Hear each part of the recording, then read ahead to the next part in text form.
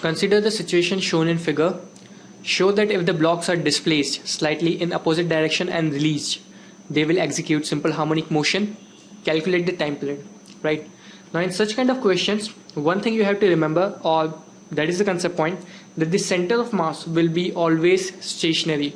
Fine. Or in other words, I can say that the net energy of the system will always remains constant. Fine.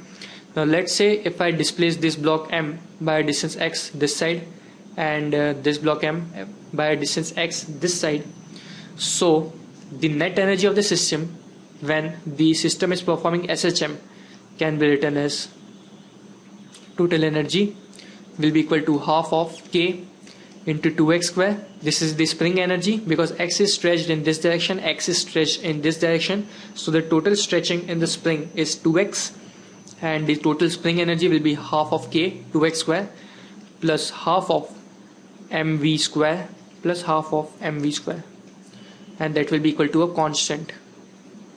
Fine.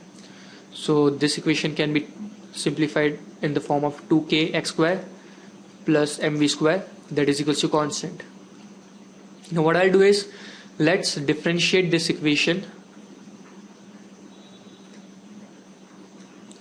with respect to t. So I have 2k into 2x dx by dt plus mass into 2v into dv by dt, that is equals to 0. Fine. So I can write 4kx dx by dt can be written as v plus m into 2v dv by dt can be written as acceleration, that is equals to 0. So I can write this velocity can be taken out as common, so v is equals to 4kx plus 2ma, that is equals to 0. I can write 4kx plus 2ma equal to 0.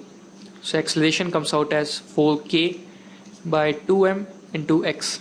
Now again acceleration is directly proportional to x, so the coefficient of x can be compared to omega square.